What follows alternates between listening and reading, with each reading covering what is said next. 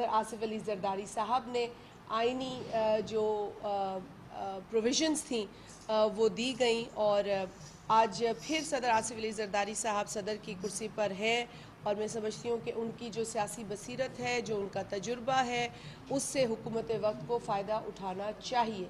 अब आ जाते हैं कि जी कल तक तो मैं आप ये सोच रही थी कि जब आपसे गुफ्तगू होगी तो हम नेशनल इकोनॉमिक काउंसिल पे बात करेंगे जो कॉन्स्टिट्यूट नहीं हुई है, जो पाकिस्तान के आइन के आर्टिकल 156 के मुताबिक कॉन्स्टिट्यूट होनी चाहिए थी, लेकिन खुशखबरी ये है कि वो कल कॉन्स्टिट्यूट हो चुकी है और उसका ऐलान हो चुका है।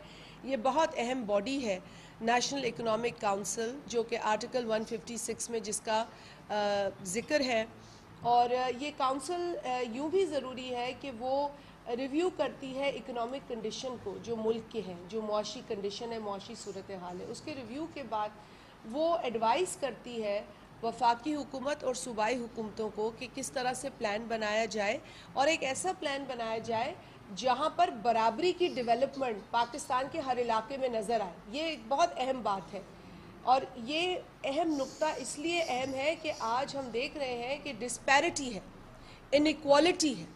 इस डिस्पैरिटी को, इस इनइक्वालिटी को इम्प्रूव करने के लिए इस काउंसिल का काम करना बहुत ज़रूरी है और इसका मुतवातर आइन के मुताबिक जो इसकी ज़िम्मेदारी है उस पर फोकस करना ज़रूरी है। ये काउंसिल होती है तो एक्निक तश्कील दी जा सकती है, क्योंकि एक्निक इन्हीं की एग्जीक्यूटिव कमेटी है। जब एनईसी नहीं होगी, एक्निक नहीं होगी तो मुआशी प्लान्स कैसे बनेंगे, एक सिमत कैसे मिलेगी। तो शुक्र है कि ये कल कॉन्स्टिट्यूट हुई है, अच्छी बात है।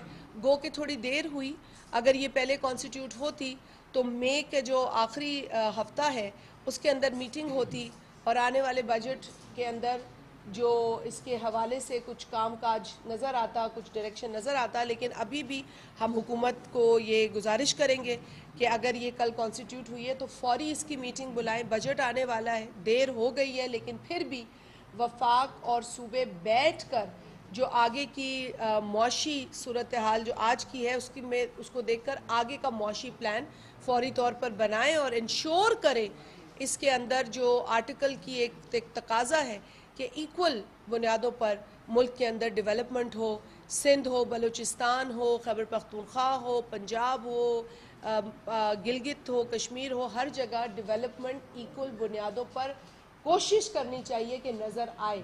ठीक है, मुश्किल हो सकता है, लेकिन जब एक प्रोविज़न है तो उसको फॉलो करना ज़रूरी है।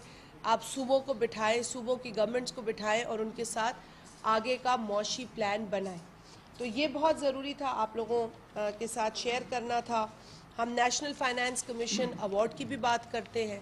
अरसा गुजर गया है, नया अवार्ड नहीं आया है, नया अवार्ड आना चाहिए और इस पर भी मैं समझती हूँ कि हुकूमत को जो आइनी तकाजा है वो पूरा करना चाहिए। मैं कुछ इन चीज़ों पर भी बात करना चाहूँगी कि हुकूमत की प्रायोरिटीज़ क्या होनी चाहिए। देखिए, हुकूमत की प्रायोरिटी सबसे बड़ी तो आवाम को रिलीफ देना है, क्योंकि आज की जो महंगाई है, आज की जो अनएम्प्लॉयमेंट है, उसको देखते हुए मैं समझती हूँ कि हुकूमत, जिस तरह बिलावल भुट्टो जरदारी साहब बार बार कह रहे हैं कि इस महंगाई के अंदर जो पिसी हुई आवाम है उसको रिलीफ देनी चाहिए। जो मुख्तलिफ तबक़ात से या प्रोफेशन से लोग बिलोंग करते हैं, चाहे वो मज़दूर तबका हो, चाहे वो किसान तबका हो, चाहे वो सैलरी याफ्ता तबका हो, इन तबक़ात को रिलीफ देने की ज़रूरत है। बड़े बड़े लोगों को रिलीफ नहीं देनी है। पाकिस्तान की जो मुतवस्सत या गरीब तबके से बिलोंग